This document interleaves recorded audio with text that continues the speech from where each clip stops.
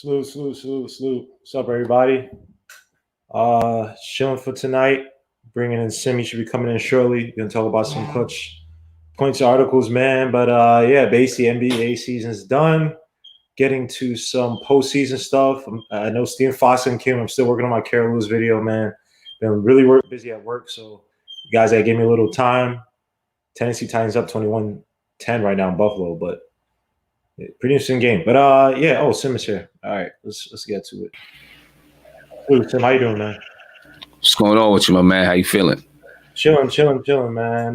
So yeah, NBA season's done, man. Unfortunately, the Lakers won. There's some news coming up with some NBA stuff, but overall, how did you feel about the finals, man?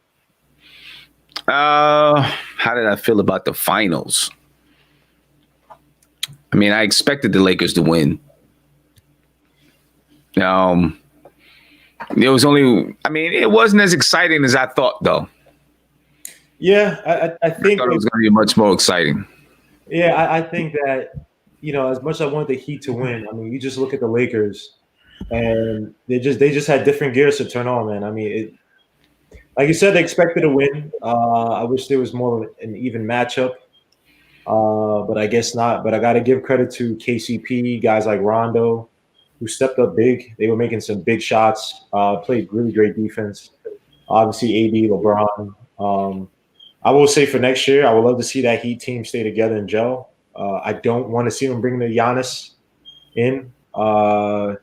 Maybe they draft a few guys here and there, maybe some more athletic wings that can provide some size, probably shoot a little bit. A guy like a Jaden McDaniels, if you get his attitude turned right, his motor turned right, he could probably be, special for a team like the Miami, like the Heat. But yeah, we'll see, man. I just hate now. You got LeBron James talking about, show me my respect. And it's like, dogs, you literally, the media praises you every single day. Probably more than any other I've ever seen in my life. I have no idea what he was talking about when he said that. I show me my respect. I mean, we literally, the GOAT conversation came up because of you, and you have your lackeys in the media saying that you should be the GOAT. You literally went on TV or your show, whatever, the wine barbershop crap, and said that was the greatest finals of all time, despite the fact you had no reason for it. You kept saying was that I was ecstatic. Okay, we're all ecstatic for something. You got someone I don't know. He literally has the media at his feet, and he's trying to make himself like this underdog kind of thing to make it like, it's like, nah. I don't understand. That guy, he just bugged me. I respected LeBron James when I didn't respect him going to Miami, but I respected the so-called evil LeBron James when he was with the Heat. And he was kind of like, I remember when he came on TV and they were like, they asked him to like respond to something, somebody at me or something like that. He was like, yeah, I don't really care, man. I'm me. They wake up every morning shoveling their pavement or something like that, or trying to be mean. I was like, yeah, this is the evil LeBron James that we're supposed. You're not an underdog. You are literally the favorite all the time. You're supposed to play like you're the favorite all the time. There's a reason why people love Kobe. There's a reason why people love certain stars, that they take it like, look, I'm never gonna be that underdog type because maybe I have superlative skills, athleticism, and let me embrace the evil role. Let me embrace the villain role. But I think he caught some flack. But he caught some flack for that, though. You know what I mean? Like when he got on TV and he was like, you guys are gonna go back to your, people are talking about me. You're gonna go back to your miserable. I don't know if he said miserable. I'm paraphrasing, but he caught mad flack for that. Hey, let it be. Because and then he was doing things like a LeBron James team this, a LeBron James team that. I don't think you have to play the underdog role, but you can be humble. You could be, but you know what? As much as people say they like the good guy, there's a reason why movies like Scarface did well. Like if you watch Scarface, Tony Montana was terrible. He's not a good guy whatsoever. But like you said, you root for the bad guy because it's like there's an edge to it. There's a reason why you like Darth Vader. Yes, Darth Vader, Luke, you're my son. But Darth Vader was an evil bad. I mean, he was bad. You root for him. Now, I'm not saying you sit there and you got to issue on people's lives or whatever, right? But let's be honest. As much as I give LeBron James flack, there were a lot of people there are a lot of reporters, like for instance, Stephen A. Smith, Skip Bayless. There are guys who are literally in the media, or maybe not as much anymore, but there are jerks who literally just come at LeBron James for everything, right? So like I never, when LeBron James, outside of dunking at your son's school, that stuff, the tension horn stuff, other stuff I give LeBron James credit for. Like in terms of him being, on the surface of it being a good dad, blah blah, all this other stuff.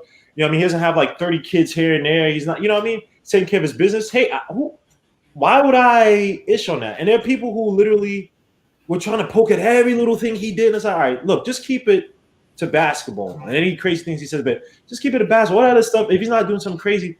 So to me, I was just like, hey, LeBron James, when you talk about Michael Jordan, obviously you talk about he didn't make his high school team, even though he was a freshman. But, the whole Michael Jordan thing, him with the Bulls all those years, he toiled and all that stuff. And it's like he overcame that. That's his story. But LeBron James, you came in anointed.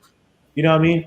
Just take that. It's fine to be this overwhelming king that dominates the league. There's nothing wrong with that. Play that up. And if people don't like it, oh well. They're still going to watch you. You're not going to watch them. I'm just saying, man, I like it when villains appreciate that they're villains, man. There's no need to be all phony about it. But enough about that terrible unless you have something else to say about it. But no, I mean it's not much to say about the finals. I mean, yeah, the Lakers won it. They do have to find a way to increase the range. Anthony Davis is going to be he has the choice to opt out, I guess. So I guess we'll see what he does. He's not going nowhere. He'll probably opt out, right? Because he may be looking for a longer term contract. So he might opt out and then, re-sign, because I think if he opts out, then he can probably get a longer term contract for more money, right? More money per year. So he probably will opt out, for those reasons, but he's not going anywhere. Right. It's not going anywhere. I agree, because I think LeBron James got the. This is how it's going to go. He'll be in LA. LeBron's going to be there for the next 3 years. LeBron will retire, and then in comes Ben Simmons. And you got Ben Simmons and Anthony Davis. I could definitely see that. Ben Simmons. That's how I think. Yeah, that's how I think it's going to end up going. I agree. Because you heard about Ben Simmons talking to Magic. Was it last year or the year before? This year or last year, whatever. And and Magic, he's an idiot because I think it was at the time he was still an exec with the LA Lakers, or the GM, GM on the face of it. So you don't want tampering, but Magic is one of those guys. He wears his heart on his sleeve. He'll tell you, hey, I like that guy. He's like, Magic, we're gonna get fined for that. He's like, oh, sorry about that.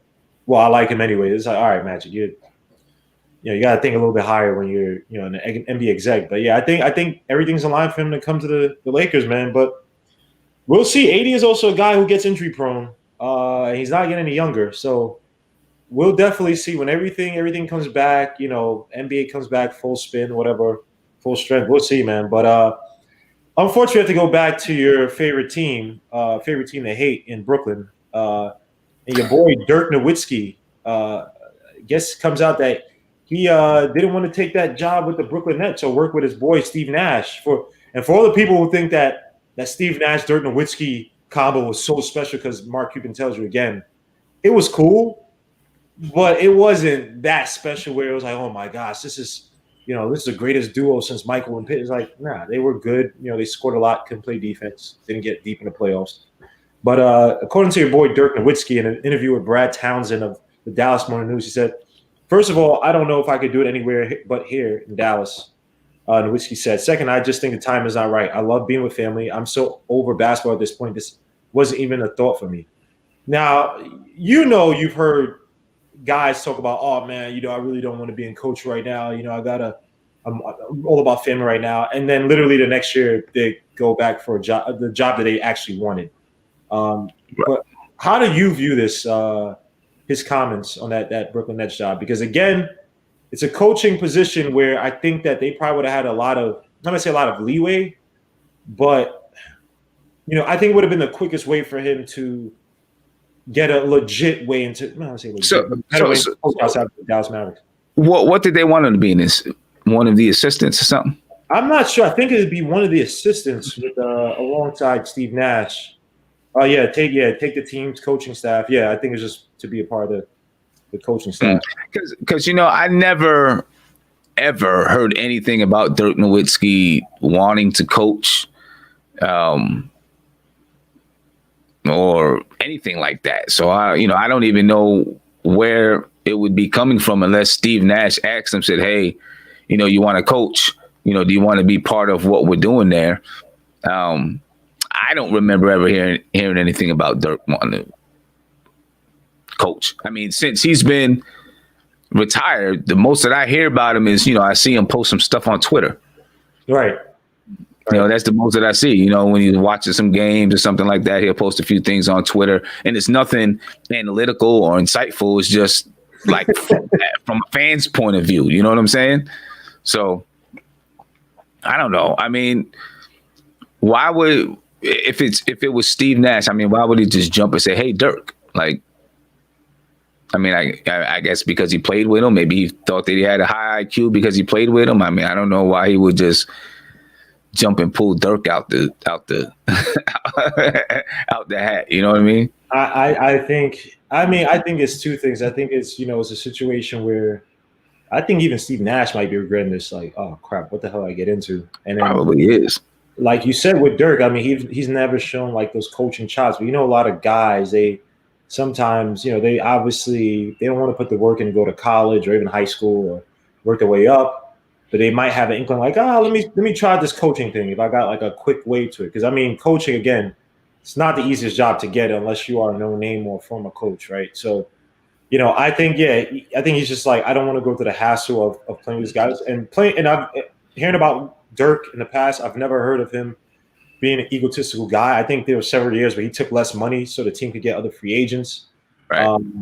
Where he could have gotten a higher contract. So he seems like one of those guys where it's just, look, I just want to relax. If it's not right coming where it's a team, like if he's going to come in and coach the Miami Heat where you have, you have those players, as one thing. But yeah, I just think that, I agree with you 1,000%. Is like, I don't want to take the job. But then again, it's just like, why even put myself through that hassle? So right. And I don't know how close of friends Steve Nash and Dirk are. Maybe they're close friends, but sometimes you get into a situation and you just want a friend there, right? You want someone there with you. It's like, okay, I'm going through the fire with somebody that I know and I trust, right? Instead of like you bringing in a bunch of coaches that you don't really know, you're not cool with. Not to say you're not cool with them, but you're not friends. You're not that close. So you got these guys there now, you're the leader and you got to go through it. But like, who do you have there with you that you just trust and you can confide some things in? So maybe it's just something like that. I know me, if I was going into a situation, I would want to have somebody there that I'm like, okay, this is my boy. And I know I can talk to him, and he's going to go through the fire with me. Right. So maybe it's just something like that because, yeah, he knows if he didn't know when he took the job, and any person would have taken the job, right? At least I think. I know if they called me, I would have taken the job, right? I think anybody would have taken the job. But he knows he's got he's got championship expectations, right? You know what I'm saying? At least NBA Finals expectations at some point that he's there. Maybe not next year, but at some point, I think, you got Kyrie and KD. I think you got expectations on you. You know what I mean? And you got to deal with KD. I think it's probably easy to deal with, especially if he's by himself. Being with Kyrie, I don't know. Kyrie, that's going to be a problem. Terrible. Man, that's going to be a problem to deal with, especially. And I just thought about this with Steve Nash being a point guard and the type of point guard he was, and Kyrie being the type of point guard that he is. Oh man, I don't know. That is an excellent point, man. They are given that Steve Nash. I mean, he owned his chops as more of a facilitator with the Suns. I mean, but one thing they have in common, they're both not going to play defense. But I mean, that team, that mindset. I just go back to that one comment. He's like, "We're all going to be coaching," and I'm like, "No, no, you don't. No. So hey, good luck to Steve Nash, man. I ain't gonna pray for you because I don't want y'all to win anything, but I will be watching some of your games, man, because I think that's gonna be. I think it's gonna be a clown show, man. I cannot. That, man. Yeah, I'm definitely watching. If I'm not watching games, I'm definitely paying attention so I can see what happens because it's gonna be some fun stuff to watch, I think. Oh yeah. So let's get into some possible head coaching news. So both the Van Gundys are starting to emerge as top candidates for positions. So you have the great Jeff Van Gundy. I don't know if he's great, but the esteemed Jeff Van Gundy allegedly, being a runner-up for that Rockets job, and then you have his brother being a runner-up for that Pelicans job. I'm not sure about Stan Van Gundy with that Pelicans team.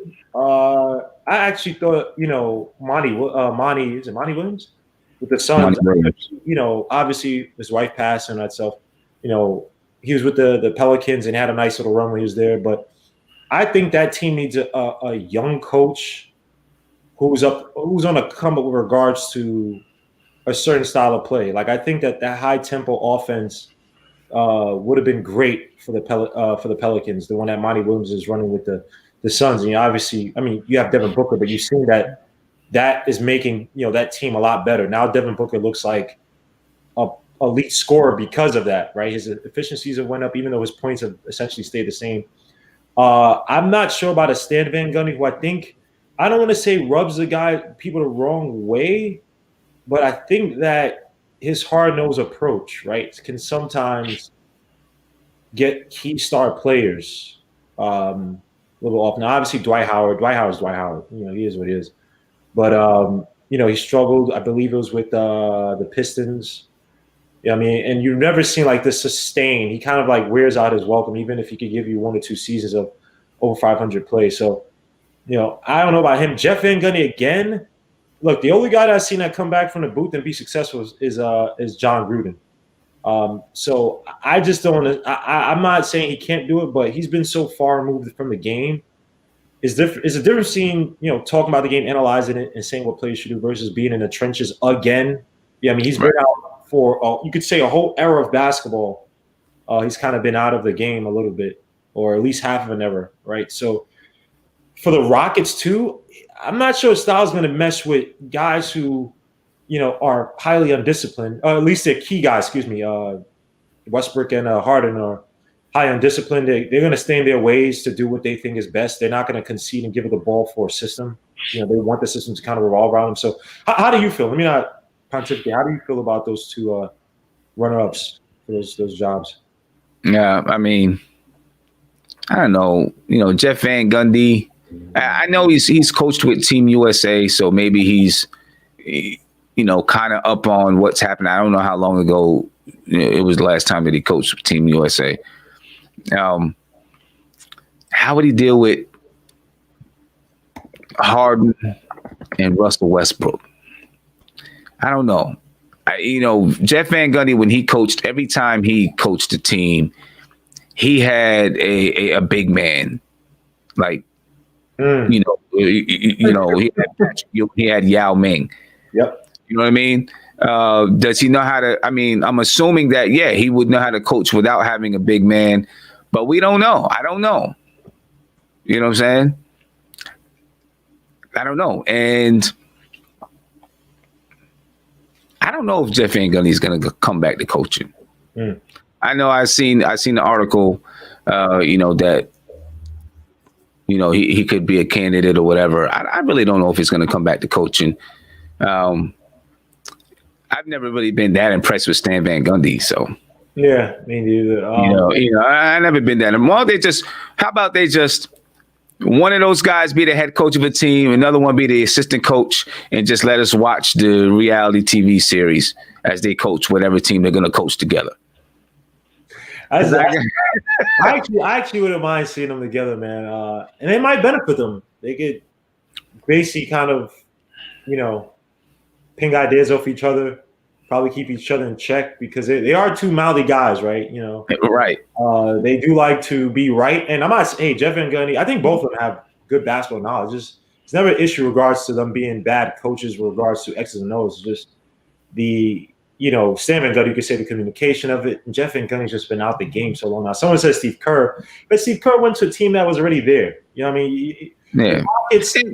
You could say they're there, but then again, Steve Kerr. While he was, but while Steve Kerr, he wasn't really, he had been a general manager for the Phoenix Suns, right? It was the Suns. I think it was the Suns.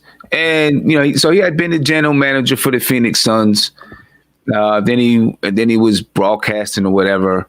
He had at least for an NBA team, not someone like Team USA, for an NBA team, he had at least been there and been around an organization and been in an organization that had sat in on meetings on, how should we play this game? How should we play that game?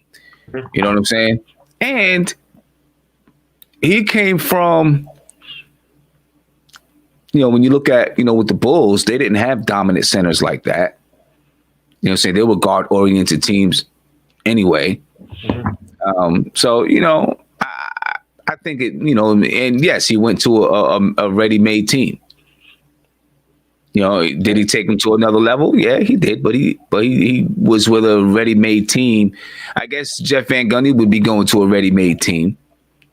But I think that there's so much more regards to winning basketball. You can argue that the Warriors had a better path to proper winning basketball. And when I mean winning, like championship winning versus the Rockets. The Rockets are a team that they're kind of stuck in that quagmire where it's like, do you sit there and rebuild? Well, if you rebuild, you're not going to win. And then on the flips, it's like, you got guys in Harden and Westbrook. They have massive contracts. Harden, I can see going someplace else, but a guy like Westbrook, you know what I mean? So it's like, damn if you do, damn if you don't. I think it's just two different situations. And also Van Gundy, the way he wants to win. Steve Kerr came in and really just tweaked a few things regarding offense, utilized Draymond Green a lot more, took the ball out of Steph Curry's hands. I'm not saying that that's not big and instrumental in making the team win, but it's not as big of a jump as, the Rockets where, like you said, Jeff Van Gundy likes a big man. Yao Ming, back in the day we had Ewing with the Knicks.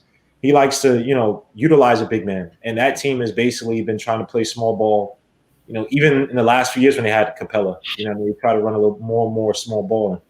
So, yeah, I agree with you. I don't know where the hell that team is going to go. I don't know how that's going to happen. I think Jeff Van Gundy, I agree with you. I think the Pelicans job, someone mentioned Atkinson. I think Atkinson could be good for that team.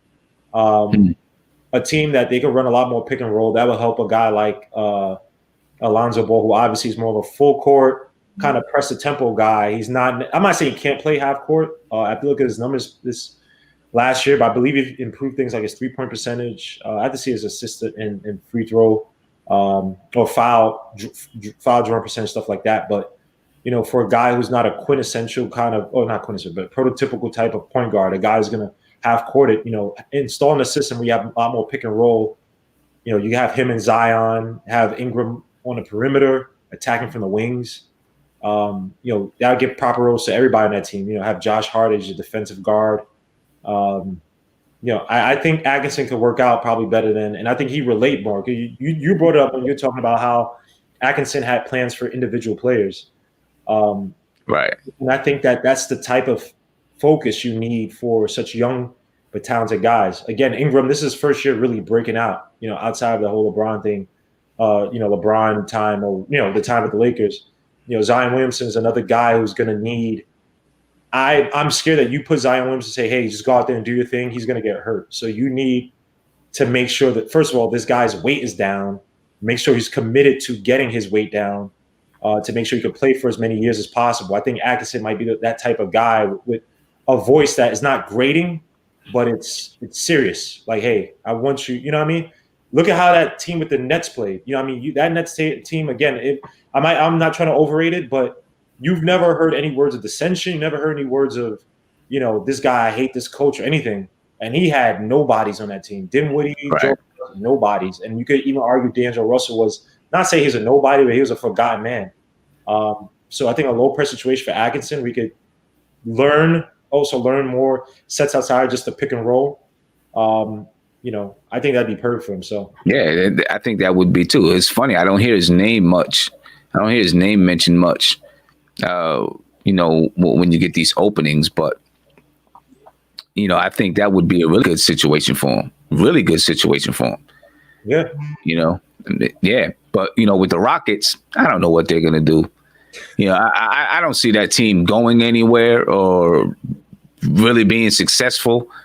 They just got two mega stars, one superstar, one star in Russell Westbrook. I kind of look at him as just a star and someone who can sell shoes and stuff like that. I mean, he's good, but he's not a superstar. Nope. I don't think he ever ascended to be that. Nope. So I don't know what they're gonna do because they're just I don't know. I don't think they're not gonna win anything in the West. I don't know what they're gonna do. You know what I'm saying? And it's like they were all, the Rockets were all about analytics and all of this stuff, and they all of a sudden just threw it out the window. Oh, let's go get Westbrook. You know what I mean? They threw it out the window. This is why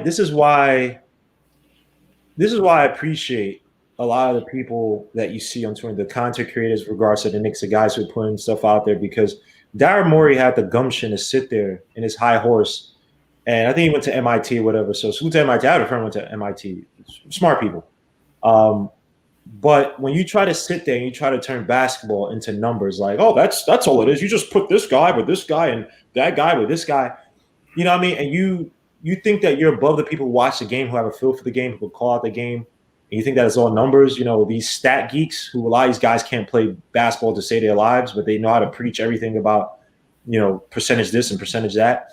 I love the fact that Daryl Morey and he also went against his word. Because, I mean, Russell Westbrook, if you look at his efficiency before he came to the Rockets, it's not that good at all. He's not an efficient player whatsoever. So all that stuff you're muffling, you panic because you had to get rid of a player who actually probably fit your system better than Chris Paul. And I think made that system better. But you have to basically bow down to who the owner sees as a cash cow, right? In Harden. And you basically destroyed your team. And all that analytics stuff went out the window. Now you're a good boy because what you said about China, which I don't disagree with what you said about China, but now you're acting like a good boy because you don't want to lose your job. So, he sat there in his high horse talking about, LeBron James is the greatest, and people don't know what they're talking about because the numbers say, and the numbers don't actually say that. The so-called advanced analytics, like the majority of advanced analytics pointed that, Jordan's actually still a GOAT. That's why guys like, Max Kellerman actually went back on his word, and he's like, oh, yeah, well, the advanced analytics at the peak. It's like these nerds, and when you see them play ball, they can't play ball. It's like, go behind the scenes. Just keep creating these, like, advanced analytics that, on a Thursday, his free throw percentage is this when the moon is out. Do that type of stuff. That's cute. Go on Twitter and put that stuff. But these guys who sit there and they try to think that they're above people, and then not say I like to see people fail, but it's just funny to see that whole experiment crash. I mean, you don't have a guy taller than 6'6" on that team. You don't have a guy taller than 6'6" on that team. And look how, as much as I like PJ Tucker, you got abused by your boy AD. Absolutely abused. So, right. And like in baseball, you could say, okay, maybe the analytics could work, right? Because it's a different style. It's a different type of a game. There's not physical contact. Your analytics, okay, I can see where analytics could work in baseball. Yes. Right? You said it. Say that again? No, I'm saying, like, it's very individual. Like, you have your job. You know what I mean? Yeah. Like, if you're a guy who hits with a high OBH, they put you in a certain place in a batting order. But it's not like, you got to tag the runner. You have to tag your man to run. It's like, you don't have to do, Exactly. You know what I'm saying? So you can really base where you place people in the game on stats. In basketball, you just can't do that. Right. You're saying someone could, I mean, too much is based on emotion, physical contact. You can play, a player I can play one way, and then I get on the floor and I'm looking across from freaking Kawhi Leonard and I get scared. And all of a sudden I can't play. You know what I'm saying? I mean, it's different. You know what I mean? So I don't know what the Rockets are gonna do. They're done. If I was a coach and I had my choice, I'd stay away from the Rockets. I agree. Until they clean that swamp out, I agree, man. And I'd say players. I'm not comparing. I'm just saying the mess in terms of everything. By the way, first and foremost, salute to Joe King of Nick's Morning Coffee, man. All right, subscribe to his podcast, man. He had some really good episodes talking about Randall, talking about the Knicks in general. So, guys, if you don't know about it, some of you guys do. Please subscribe to Nick's Morning Coffee. I'll put the link in there for later. So you guys go check it out. Please go support everybody's content. That Ain't Rap Podcast, MBK, 3BL, which is Big Brother, Little Brother, as well as the Front Stoop. Marquise Walker. Check out all these content creators, man.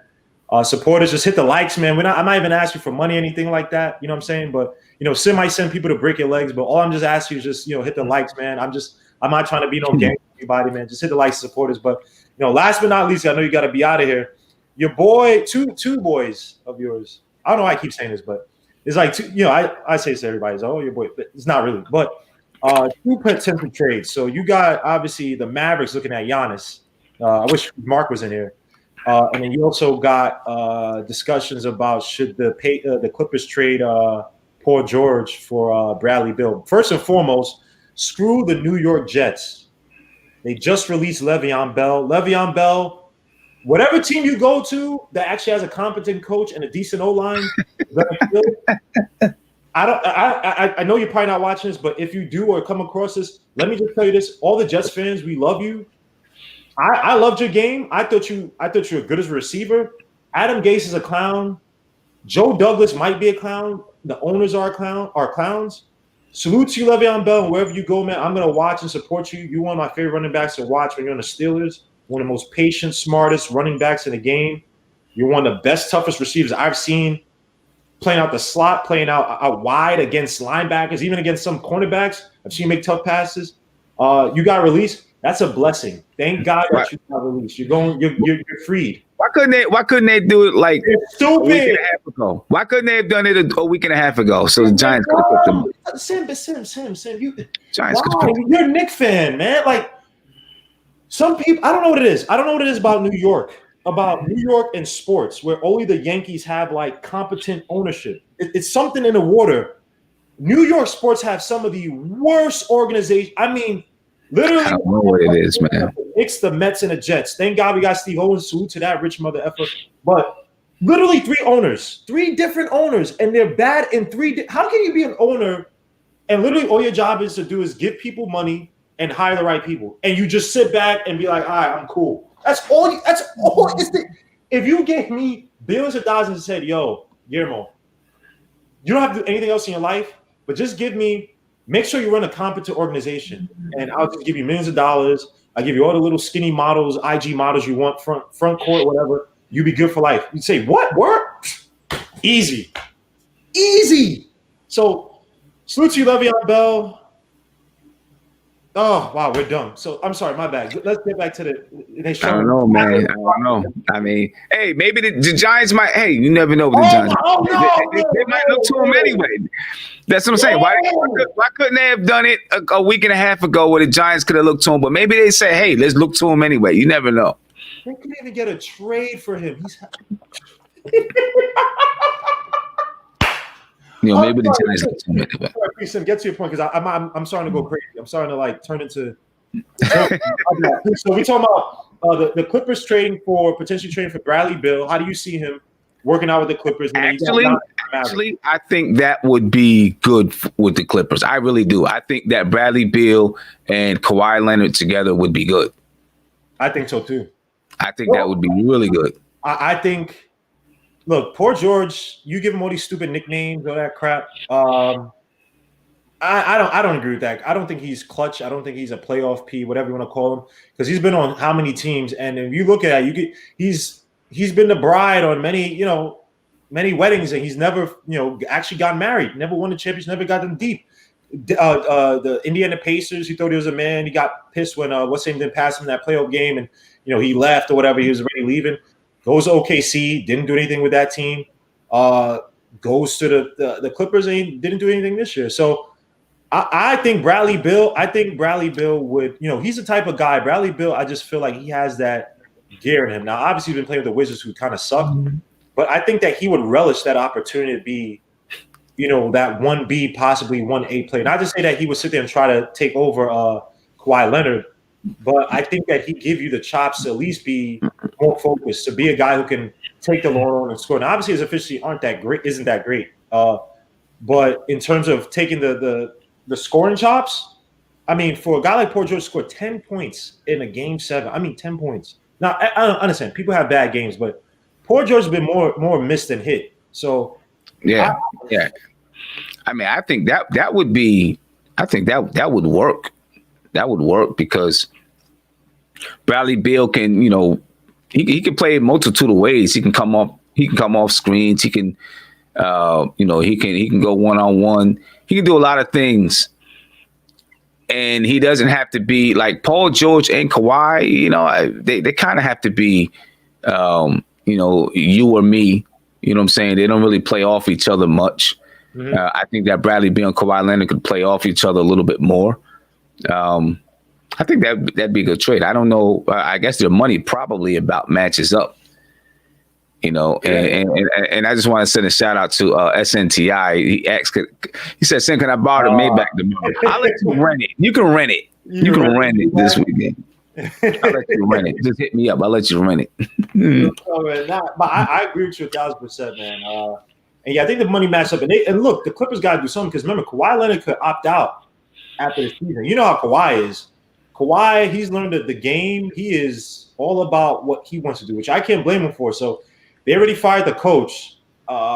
Usually I think you get rid of players. No, you usually get rid of coach first, NBA, then get rid of players. So I could definitely see them trying to get rid of Paul George. Now, obviously, and the Wizards might take, I don't know how many years are left on Paul George's contract. I don't know. But if it's a situation you get him in, maybe Paul George got to realize, hey, LA, big lights ain't for you. You got to go to a place like Washington, try to build it up, play with Roy Hachimura. John Wall might be an issue. But if you have a guy like Paul George who, I don't think Paul George, I think this sounds crazy. I don't think he's a 1B type. I think he's a high-level 2A player where he can sit back and be a complimentary guy, but you better have a system around where you don't have to depend on him for those last shots, right? He could come in, and the lack of pressure for him to be the number one guy allows him to feel more freely to try to put up 30 points and play defense, all that stuff. But you have to have other players around him. Versus, I think Bradley Beal would relish. I think he loved the opportunity to play Kawhi Leonard and show up and play against a LeBron James out in the West and try to give it to them. Because I've seen games where, especially against the Knicks, I've seen games where Bradley Beal has lit it up like he was trying to show out, like light it up, dunk on people, drive baseline, embarrass people with late. I've seen, it's the Knicks, but I've seen from him consistently where it's like, okay, he needs the next step. Now, his idiotic self actually re-signed with the Wizards, but we'll see. If you get the trade, man, I think that'd be fairly excellent, man. I think it would work. It would work well, but I don't know. Yeah, I don't. Where did you read that trade from? This was. I think it's just rumor stuff. It's on. It's rumors. Let me find it. I think it might just be an opinion article. So, Mark, chill out. Yeah, I think it's just an opinion article. You can just chill out, Mark. It's just an opinion. Mark. Because he knows the next one is going to be about Giannis. Oh, let's get to Giannis, please. Let's get to Giannis because we already know KP ain't going to be nowhere near Giannis's level. Mark, how do you feel about Giannis possibly coming to the Mavericks? So that means obviously, I don't think it's going to work because Giannis needs to be able to shoot, and he needs the ball in his hands a lot. But they want the ball in Luka's hands a lot. But if he comes, then that means that KP is on the back burner. That means KP is finito. That little Euro dream, the little Nash and Notwitzki dream, that's done. So that's done. KP is so far on the back burner. I mean, I don't even know how it would work. I mean, I guess it could work. You're gonna put KP at center, Giannis at the 4. I mean, I don't even know how it would work. if you have both of them there, because KP, I still don't believe KP right now can be a straight up full-time center like that. He can stretch the floor and pull some centers, pull the opposing center out of the paint. The defensive side is where I'd be worried about it. I don't know. I mean, I don't think on his own. I mean, Giannis said he said he wants to retire in Milwaukee. So. Didn't he just defriend everybody on Facebook or Instagram or something like that? Oh, did he? I don't know. I didn't even. He defriended everybody. Didn't he, like, the guys? How about defriend every Milwaukee Bucks player on Instagram or something like that? Oh. I mean, you know how people talk, everything is like passive aggressive. You can't. They don't say anything to me. Right. It's fine, but I'm not your friend on Facebook anymore. Right. I don't know. I mean, now that the NBA season is over. Oh my God. It's a weird time, right?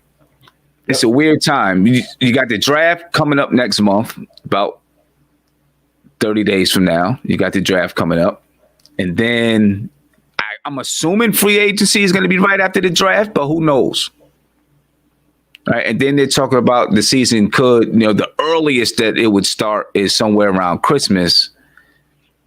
It could be. They said Martin Luther King, right? They said Martin Luther King weekend. It might.